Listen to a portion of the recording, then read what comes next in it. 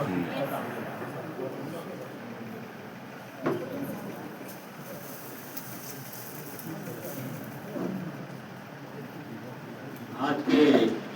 कार्यक्रम के मुख्य अतिथि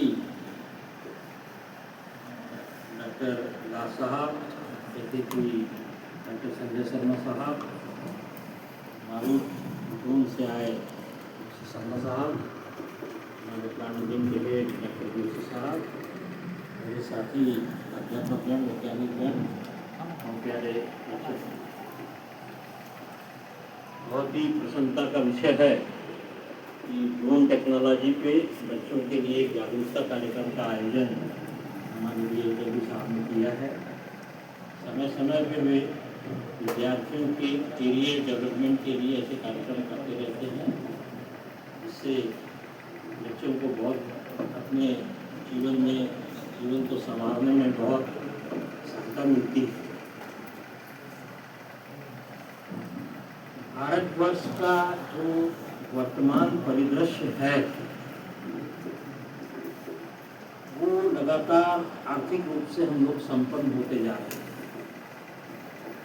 हैं और उद्यम और अर्थार्जन हमारे यहाँ पर बहुत ही महत्वपूर्ण विषय जीवन का रहा है। शुरू से भारतीय परंपराओं में हम लक्ष्मी जी की पूजन करते हैं, तो कई बार लोग बोलते हैं धन अर्जन, क्या पैसे के पीछे भाग रहे हो। कभी कभी उसमें से 90% ऐसे लोग रहते हैं जिसमें उद्यमिता नहीं रहती, हार जाते हैं, तब ऐसे वाक्यों का वर्णन वो करते हैं। व्यक्ति को सक्षम होने के लिए धन अर्जन भी अति आवश्यक है। दरिद्रता किसी भी दृष्टि में, चाहे शारीरिक दृष्टि से हो, आप मानसिक दृष्टि से हो या आपके आर्थिक रूप से हो, उचित नहीं कही जाती। जो व्यक्ति सक्षम होते हैं वही पृथ्वी पे राज करते हैं, वही समाज को दिशा देते हैं, वही स्वयं भी सक्षम होकर दूसरों को सक्षम बनाते हैं और दूसरों के जीवन को संवारते हैं। वर्तमान परिदृश्य जो है भारत का, वो बहुत उत्साहजनक तो है धन अर्जन के मामले में, लेकिन बहुत सस्टेनेबल नहीं है। धन अर्जन कैसे हो रहा है? अमीर व्यक्ति को सुविधा पहुंचाने के लिए गरीब व्यक्ति काम कर रहा है। जोमेटो के बच्चे भाग रहे हैं, काहे के लिए? गरीब अमीर आदमी के घर में तुरंत भोजन पहुंच जाए। सेवा क्षेत्र ये बहुत सस्टेनेबल वे नहीं होता जीवन का। भागते भागते एक दिन थक जाएगा और वहीं उसका जीवन समाप्त हो जाएगा। हमेशा समाज में, विश्व में जब भी sustainable way of economic growth आता है वो टेक्नोलॉजी के इंटरवेंशन से। जो ग्रोथ टेक्नोलॉजी के इंटरवेंशन से आएगी, रीइन्वेंशन से आएगी, वो टिकेगी, वो कई वर्षों तक जारी रहेगी। आप में से अधिकतर को मालूम होगा, बड़ी बड़ी कंपनियों का भी अभी पूरे विश्व में कंपनियों की औसत आयु देखी जाए तो 40 वर्ष से अधिक नहीं होती। और सुनते हैं 300 वर्ष पुरानी कंपनी, वो 1, 2, 4, 5 लाखों कंपनियां अपने देश में काम करती हैं, इनकी आयु 40 वर्ष से अधिक नहीं है पूरे ऑल वर्ल्ड में। वही कंपनियां टिकती हैं जो टेक्नोलॉजी इंटरवेंशन से बनती हैं और टेक्नोलॉजी के माध्यम से सस्टेनेबल वे में उसके सारे पार्टिसिपेंट्स को लाभ पहुंचाती हैं। मैं आपसे निवेदन करूंगा कि आप ऐसी शिक्षा को प्राप्त कर रहे हैं जो लोगों के जीवन से सीधे जुड़ी हुई है।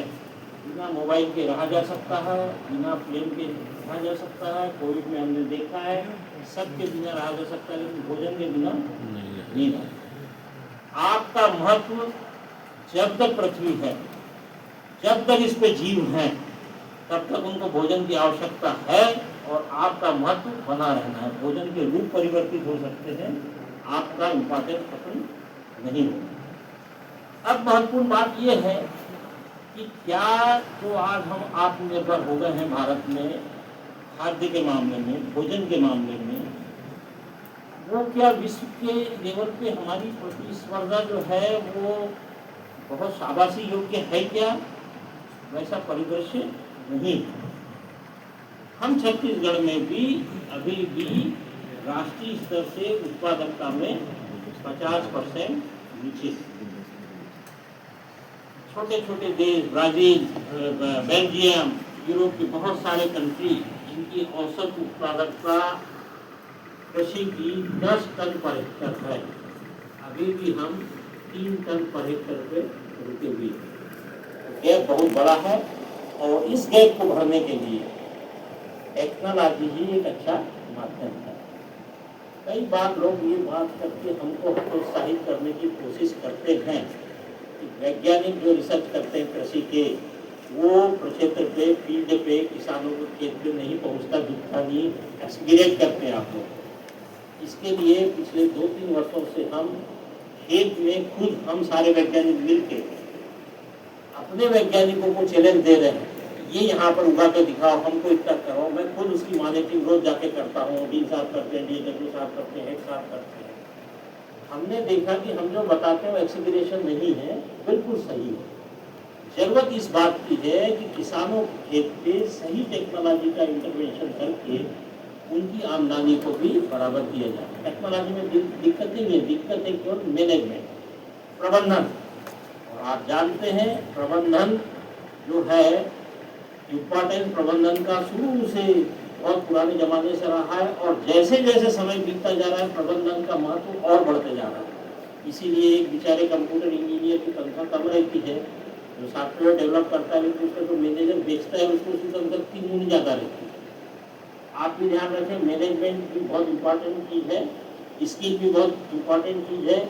जो ऑफिस में बैठता है किसी कंपनी का आदमी, जो इधर उधर फोन बात करते रहता है, उसकी तनख्वाह 10,000 होती है। वहीं पर काम करने वाले एक मैकेनिक का मोटरसाइकिल घूमता है लटका के अपना, उसकी तनख्वाह 50,000 रुपये। स्किल का हमेशा महत्व रहा है। आप भी व्हाइट कलर के ऊपर में मत जाइए।